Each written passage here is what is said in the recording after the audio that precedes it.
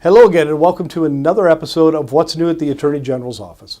I'm Tim Bormann, Chief of Staff for the South Dakota Attorney General, and today we're going to be talking about tobacco. It's April 16th. Hopefully that means that your taxes are safely on their way to the IRS, or possibly if you got them done early, your refund is on its way back to you. Or if they went the wrong direction, hopefully it wasn't too painful. But April 15th is an important date for another reason here at the AG's office. That's the day that the big four tobacco companies make their annual payment under the Master Settlement Agreement. This right here. In November of 1998, South Dakota joined with 45 other states, the District of Columbia, and the territories of the Northern Marianas Islands, American Samoa, the U.S. Virgin Islands, Guam, and Puerto Rico to sign on to this Master Settlement Agreement with the big four tobacco manufacturers. 4 states did not take part: Mississippi, Minnesota, Florida, and Texas. They have their own individual agreements with the tobacco manufacturers, and their annual payments are figured on a different basis. So we're not going to obviously be talking about them.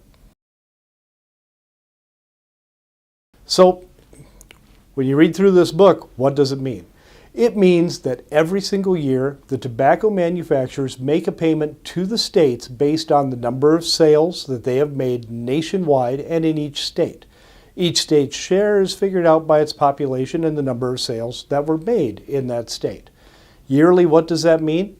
Roughly $6 billion in a national payment is made by the big four tobacco companies under the MSA. South Dakota's share of that, 0.35%.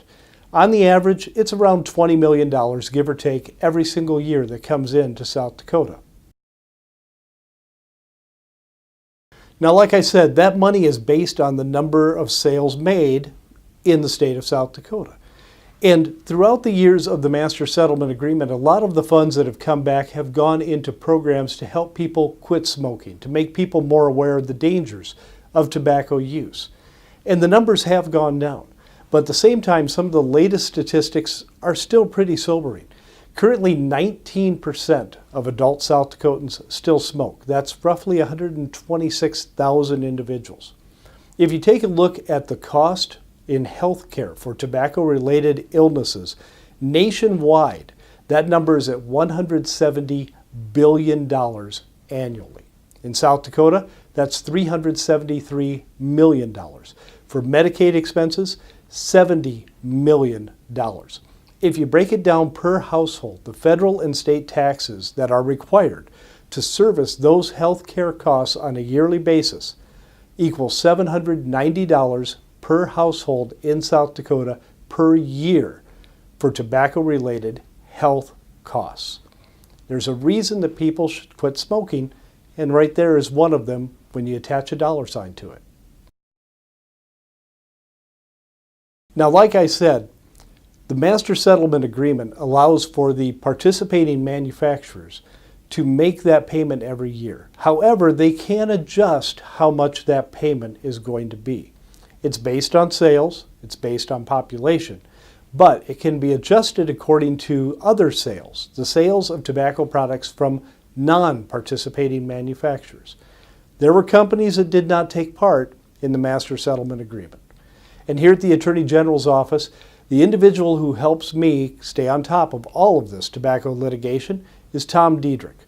Tom has been working hard on this NPM issue, and I asked him to stop in and explain to us a little bit about how he polices non-participating manufacturers. I'm Tom Deadrick.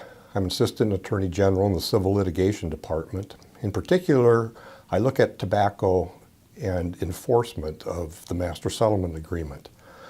In that area, you've been told that there are non-participating manufacturers. These are smaller manufacturers that were never sued by the state of South Dakota or any other state, and they aren't a part of the Master Settlement Agreement. However, they do come into play through the Master Settlement Agreement and escrow statutes that have to be passed by our legislature in order to implement the Master Settlement Agreement. State law then dictates that the MPMs pay into an escrow account. There are 9 MPMs that are certified in South Dakota. And our job here is to monitor those sales by the MPMs to distributors and wholesalers in the state of South Dakota to make sure that they report the correct number of cigarettes that have come into the state, that the excise tax paid is the correct amount of excise tax that is supposed to be paid. How do we do this? Well, we look at things on a quarterly basis on their reports. We also check against their escrow bank to see that the amount paid into the escrow bank is the same amount that they have reported, so that all the cigarettes are taken care of. And then on an annual basis, we look at everything that I just mentioned, along with a couple of other things that I think you will find important. We make sure that they have the proper permit from TTB, which is the Alcohol and Tobacco Tax and Trade Bureau, to make sure that they're still currently licensed with the feds as a manufacturer. We also see, is there an FTC letter so that the health warnings on the packages, which they like to change frequently, are adequate and approved by the FTC. And then we have another letter from the Center for Disease Control making sure that the ingredients in the cigarette is properly labeled. As to the MPMs, this is our main focus. There you have it, tobacco litigation in a nutshell. Tom and I are working every single day to keep abreast of the latest changes with the Master Settlement Agreement and any other adjustment agreements that may come along. We're also working with the South Dakota Department of Revenue and retailers across our state to make sure that we can account for every single cigarette being sold in the state of South Dakota. We want to make sure they're all taxed and stamped properly so that we can say we've performed our due diligence and our diligent enforcement to make sure we know the exact number.